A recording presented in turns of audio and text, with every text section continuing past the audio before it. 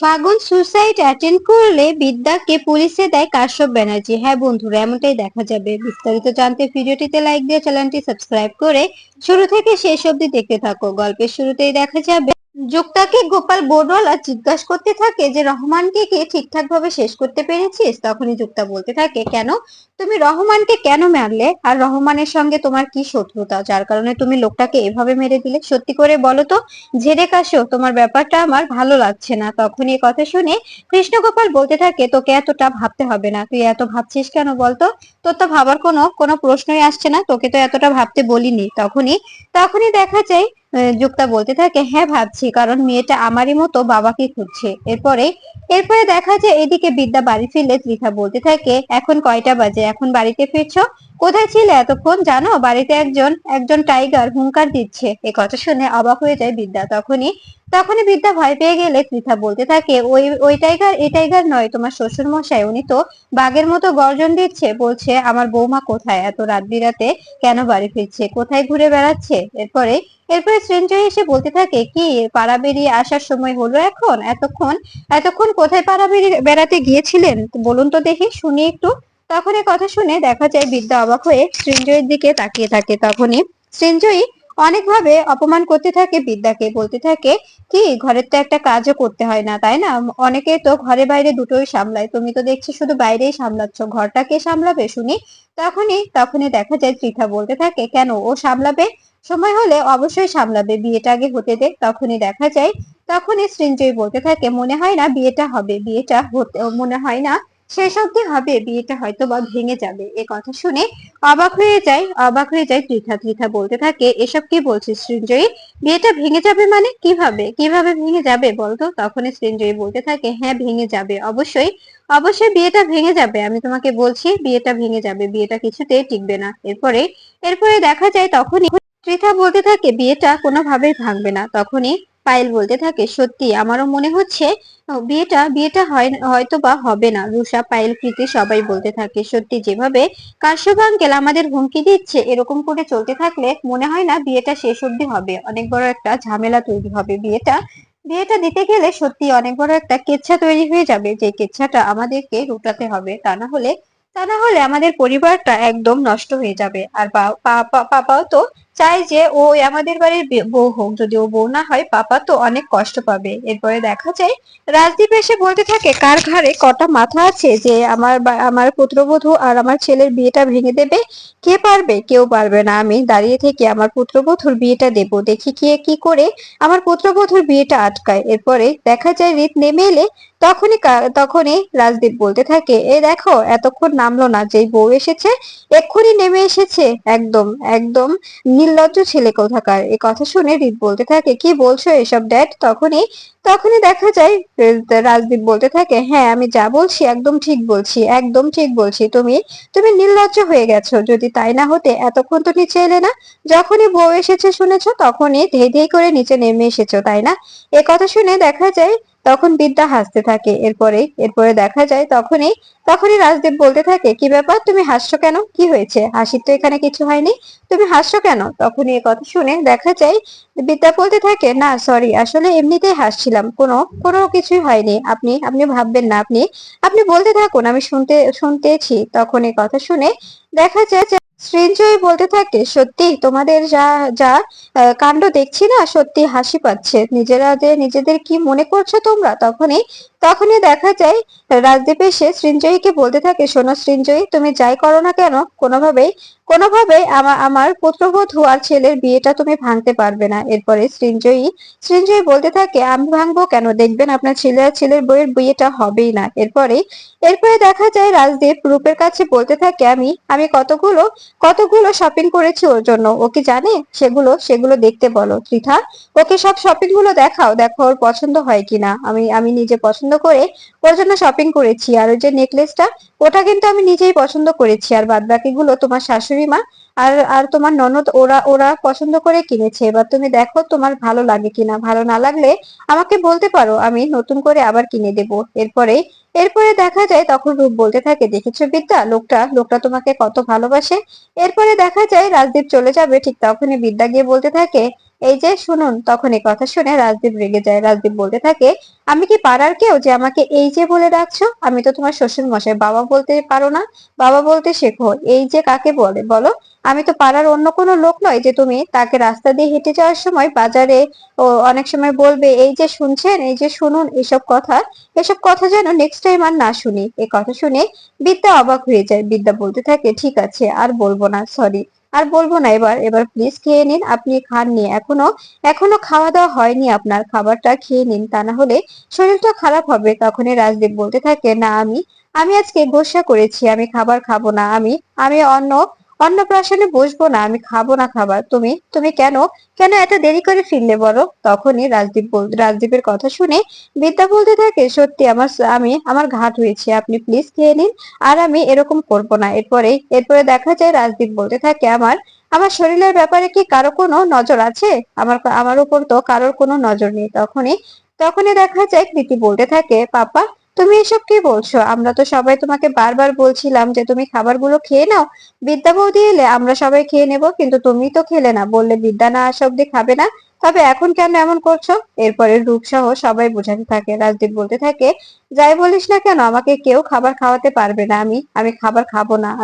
আমি কিছুতেই খাবার খাবো না এখন, তোরা যাই বলিস। তখন তখন দেখা যায় ত্রিধা হাসতে থাকে। পরে রাজদীপকে বিদ্যা বলতে থাকে, আপনি আপনি খাবার খাবেন, আপনাকে খাবার খেতেই হবে। আপনি যদি না খান তবে বুঝতেই পারছেন এখানে কি হতে পারে। তখনই রাজদীপ বলতে থাকে, তুমি যাই বলো না কেন, আমাকে খাবার খাওয়াতে পারবে না। আমি আমি আমি ডিসিশন নিয়েছি যে আমি আমি খাবার খাবো না। আমি এখন খাবার খাবো না, আমি ঘুমিয়ে যাব। তখন এই কথা শুনে বিদ্যা বলতে থাকে, আপনাকে খাবার খাওয়ানোর টেকনিকও আমার জানা আছে, চিন্তা করবেন না। আমি আমি জানি কি করে আপনাকে খাবারগুলো খাইয়ে দিতে হবে। তখনই রাজদীপ বলতে থাকে, পারবে না, পারবে না, আমি বলছি। তুমি তুমি কিছুতেই আমাকে খাবার খাওয়াতে পারবে না, আমি খাবোই না খাবার।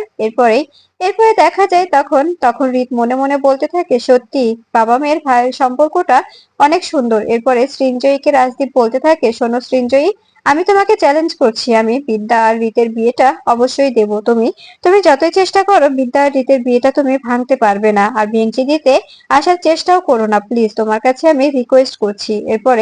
এরপরে দেখা যায় তখন তখন সৃঞ্জয়ী বলতে থাকে, কোন পরিবার থেকে এসেছে, কি করছে, আমরা তো কিছুই জানি না, তাই না? তখনই রাজদীপ বলতে থাকে, তোমার পরিবারের কথাও তো আমরা কিচ্ছু জানি না, তাই না? তোমার পরিবার কেমন, কোথা থেকে এসেছে? এই রূপ, তুই কি কিছু জানিস ওর পরিবার সম্পর্কে?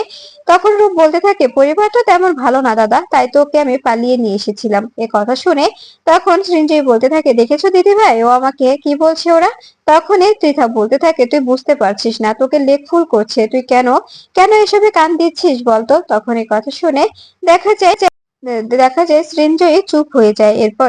এরপরে দেখা যায় পায়েল বলতে থাকে, সত্যি তোমরা তোমরা পারো বটে, এরকম করে জেঠুমনির সঙ্গে কেন লাগতে যাও বারবার? এরপরে রাজদীপ বলতে থাকে, আমি আমি বলে দিচ্ছি, খাবার কিন্তু খাবো না, যাই খাবার নিয়ে আসুক, আমি কিন্তু খাবার খাবো না। এরপরে বিদ্যা খাবারের প্লেট নিয়ে এসে রাজদীপের সামনে দাঁড়ায় আর বলতে থাকে, আপনাকে খেতে হবে। রাজদীপ বলতে থাকে, না, আমি খাবো না। বিদ্যা বলে, খেতেই হবে বলছি।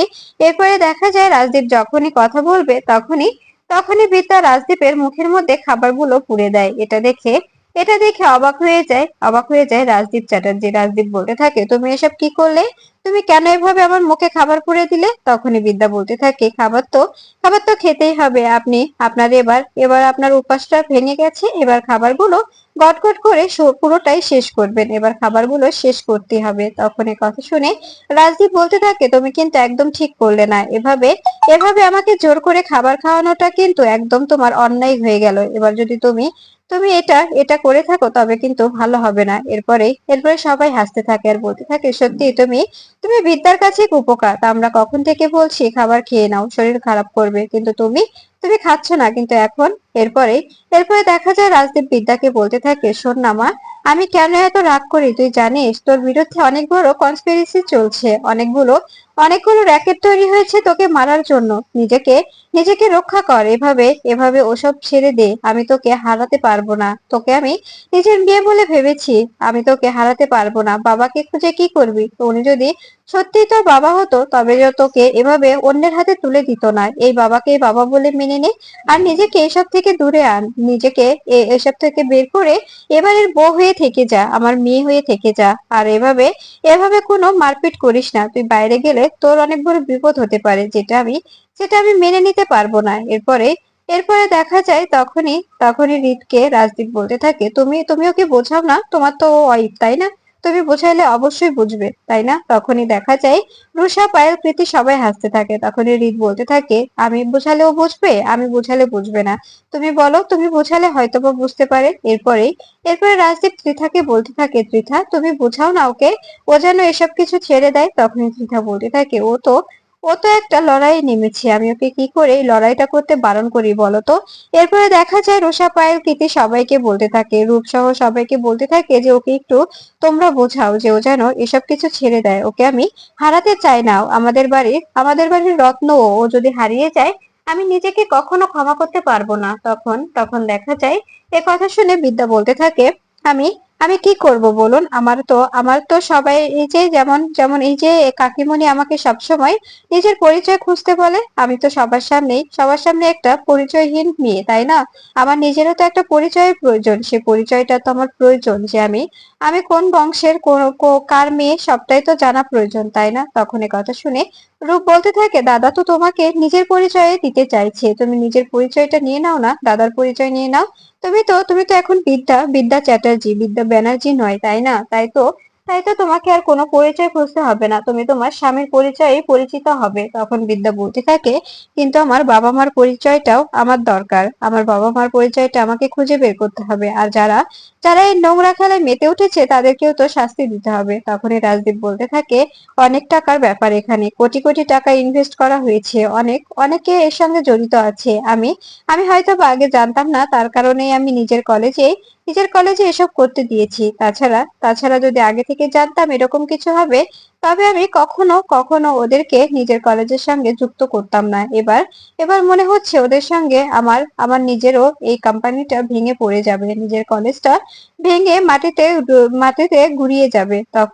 তখনই দেখা যায় পৃথা বলতে থাকে, একদম ভাববে না, বিদ্যা থাকতে কিচ্ছু হতে পারবে না, বিদ্যা থাকতে এই কলেজের কেউ কোনো কানাকুড়িও শিখতে পারবে না। তখন এ কথা শুনে রাজদীপ বলতে থাকে, হ্যাঁ বুঝতে পারছি তুমি তো বিদ্যার গুণগান করছো, কিন্তু বিদ্যার গুণগান করছো ঠিক আছে, বিদ্যাকে বলে দিও যে ও যেন আর এসবের মধ্যে নিজেকে না জড়ায়, চারদিকে চারদিকে গুলি চলছে, গোলাগুলি চলছে, আরো কত কি, এসব করার কি প্রয়োজন বলো, এসব করার কোনো প্রয়োজন নেই বিদ্যা, আমি তোমাকে বলছি তুমি এসব কিছু ছেড়ে দাও, এসব কিছু ছেড়ে তুমি নতুন করে আমাদের বাড়ির বউ হয়ে থেকে যাও। এরপরে ত্রিথা বলতে থাকে, তুমি এখন চুপ করো তো, ওর যেটা ভালো মনে হয় ও সেটাই করবে, ওর যেটা ভালো লাগবে ও সেটাই করবে, আমাদের এখানে এখানে কথা বলে তো কোনো লাভ হবে না তাই না। তখনই রূপ বলতে থাকে, হ্যাঁ দাদা, বৌদি একদম ঠিক বলেছে, ওর যেটা ভালো মনে হচ্ছে ওকে সেটাই করতে দাও, আমাদের আমাদের এখন এসব নিয়ে না ভাবাটাই ভালো।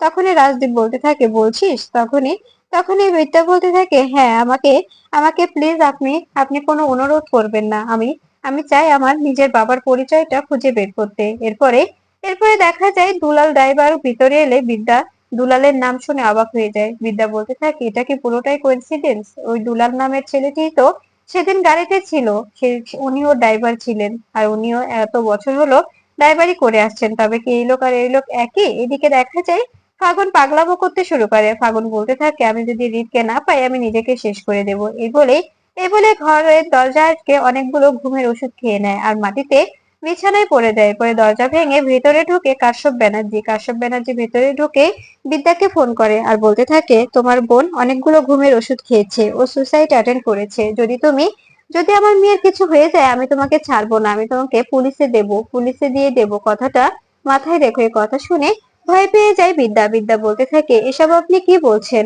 পুলিশে দেবেন মানে, আর ফাগুন কেন কেন সুসাইড করেছে, কিভাবে সুসাইড করেছে। তখনই কাশ্যপ ব্যানার্জি বলতে থাকে, ও অনেকগুলো ওষুধ খেয়ে ফেলেছে, এখন ডক্টরের কাছে নিয়ে যাচ্ছে।